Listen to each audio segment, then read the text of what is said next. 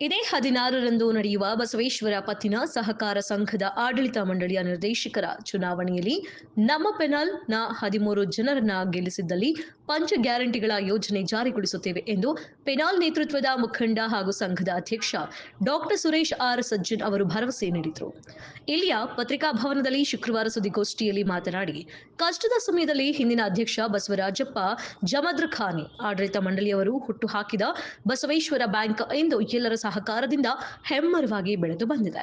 ಪೂಜ್ಯರು ಹಾಗೂ ಸಮಾಜದ ಮುಖಂಡರ ಆಶೀರ್ವಾದದಿಂದ ಸಾಮಾಜಿಕ ನ್ಯಾಯದ ಅಡಿಯಲ್ಲಿ ಚುನಾವಣೆಗೆ ಮುಂದಾಗಿದ್ದು, ಮುಂದಿನ 5 ವರ್ಷಗಳಲ್ಲಿ ಷೇರುದಾರರಿಗೆ ಪ್ರತಿ ವರ್ಷ 25% ಲಾಭಾಂಶ ನೀಡುವುದು, ಜಿಲ್ಲೆಯಾದ್ಯಂತ ಇನ್ನು ಹೊಸದಾಗಿ 5 ಶಾಖೆಗಳನ್ನು ಆರಂಭಿಸುವುದು, ಪ್ರತಿ ವರ್ಷ 500 ಹೊಸ ಷೇರುದಾರರು ಮಾಡುವುದು, ಸುರಪುರ ಮತ್ತು ಹುಣಸಗಿ ತಾಲೂಕಿನ ಎಲ್ಲಾ ಶಾಖೆಗಳ ಸ್ವಂತ ಕಟ್ಟಡ ನಿರ್ಮಿಸುವುದು ಹಾಗೂ ಸಮಾಜದ ಯುವಕ ಯುವತಿಯರಿಗೆ ಬ್ಯಾಂಕ್ಗಳಲ್ಲಿ ಉದ್ಯೋಗ ನೀಡುವ ಭರವಸೆಯೊಂದಿಗೆ ಈಗಾಗಲೇ ಹುಣಸಗಿ, ಕೊಡೆಕಲ್, ಕೆಂಭಾವಿ, ಮುದ್ನೂರ್ ಸೇರಿದಂತೆ ಎಲ್ಲಾ ಷೇರುದಾರರನ್ನ ಭೇಟಿಯಾಗಿ ಹಿಂದೆ ಮಾಡಿದ ಬ್ಯಾಂಕ್ ಅಭಿವೃದ್ಧಿ ಹಾಗೂ ಪಂಚ ಗ್ಯಾರಂಟಿಗಳ ಯೋಜನೆ ಇಟ್ಟುಕೊಂಡು ಮತ ಯಾಚಿಸಿದ್ದೇವೆ.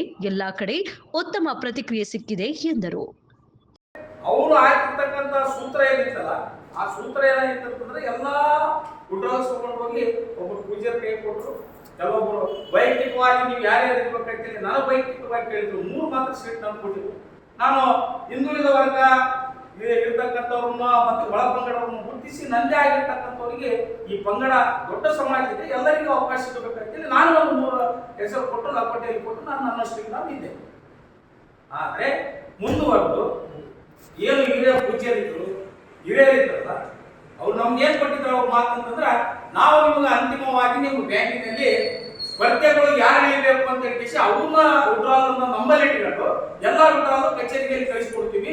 ಅದು ಅಂತಿಮವಾಗಿ ನಾವು ಅಲ್ಲಿ ಪಟ್ಟಿನ ಹಚ್ತೀವಿ ಬ್ಯಾಂಕಿನಾಗ. ಅವ್ರು ಮಾತ್ರ ಅಭ್ಯರ್ಥಿಗಳು, ಉಳಿದಿರೋರು ಅಭ್ಯರ್ಥಿ ಆಗ್ತೀವಿ. ಆ ಪ್ರಕ್ರಿಯೆ ಮುಂದೆ ನಡೆದಿಲ್ಲ. ಯಾರ ಮ್ಯಾಗ ಆರೋಪನ ಮಾಡ್ತಾ ಇಲ್ಲ, ಎಲ್ಲ ಸಹಕಾರಿಗಳು ಅಷ್ಟೇ.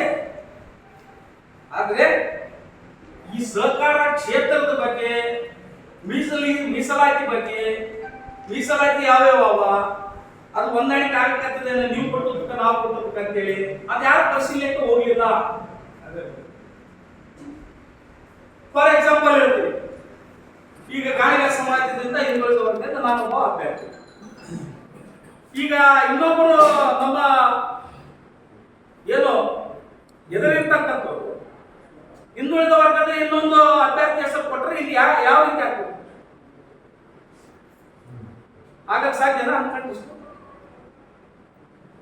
ಈ ಮಾಹಿತಿ ಪರಮ ಪೂಜ್ಯರಿಗಿಲ್ಲ, ಹಿರಿಯರಿಗಿಲ್ಲ. ಸಹಕಾರಿ ಕ್ಷೇತ್ರದಲ್ಲಿ ಪೂರ ತಿಳ್ಕೋಬೇಕಾಗ್ತದೆ. ಮೀಸಲಾತಿ ಬಗ್ಗೆ ಗೊತ್ತಿಲ್ಲ, ರಿಸರ್ವೇಶನ್ ಎಷ್ಟಾವ ಗೊತ್ತಿಲ್ಲ, ಮತ್ತೆ ಇದು ಎಷ್ಟು ಕ್ಷೇತ್ರಗಳಿದಾವ ಗೊತ್ತಿಲ್ಲ. ಅದೇ ನಾವು ಇಲ್ಲಿ ಕ್ಷೇತ್ರದಲ್ಲಿ ನಮ್ಮಲ್ಲಿ ST ಇಲ್ಲ, SC ಇಲ್ಲ, ಮೆಂಬರ್ ಇಲ್ಲ. ಹೇಳ್ತಕ್ಕಂಥ ಸಂದರ್ಭದಲ್ಲಿ ಎಷ್ಟು ಇರ್ತಾವ ಅಂತ ಪೂಜೆ ಕೇಳಿದ 14 ಅಂತಾರೆ, ಒಬ್ರು 15 ಅಂತಾರೆ. ಯಾರು ಮುಂದೆ ಬಂದ್ರೆ ಅಂದ್ರ ಪೂರ್ಣ ಪ್ರಮಾಣದ ಸಹಕಾರದ ಬಗ್ಗೆ ನೀವು ಮೊದಲು ತಿಳ್ಕೋಬೇಕು. ಈ ತರ ಇರುವಾಗ ಪೂಜ್ಯರು ಏನ್ ಮಾಡ್ತಾರಪ್ಪ, ಪೂಜ್ಯರ ತಪ್ಪಿಲ್ಲ.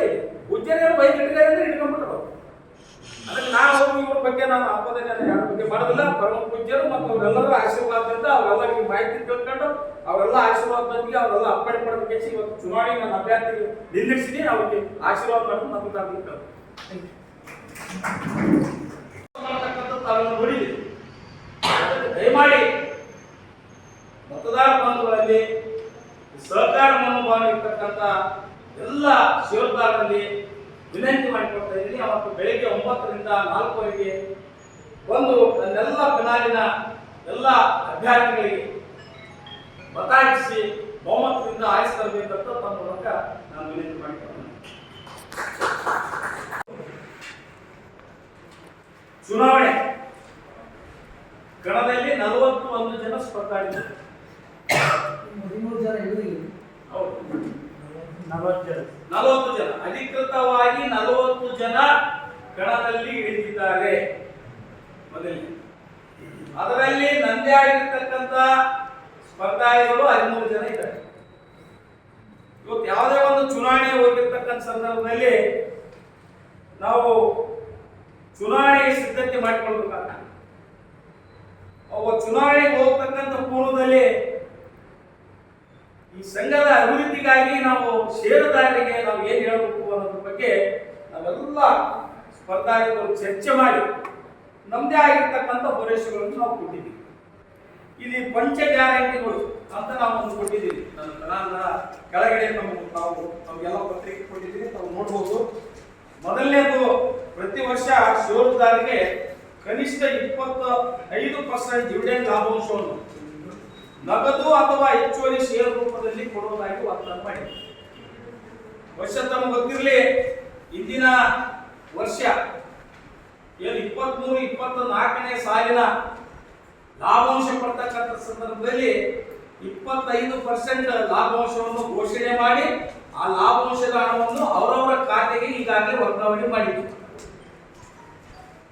ಎರಡನೇ ಗ್ಯಾರಂಟಿ ಏನಂತಂದ್ರೆ, ಬಹುಶಃ 5 ವರ್ಷಗಳ ಒಂದು ಆಡಳಿತ ಅವಧಿ ಅಂದ್ರೆ 5 ವರ್ಷ. ಆ 5 ವರ್ಷದಲ್ಲಿ ಜಿಲ್ಲೆಯಾದ್ಯಂತ ಕನಿಷ್ಠ 5 ಶಾಖೆಗಳನ್ನು ಪ್ರಾರಂಭಿಸುವುದು ಅಂತೇಳಿ ನಾನು ಭರವಸೆ ಕೊಟ್ಟಿದ್ದೇನೆ.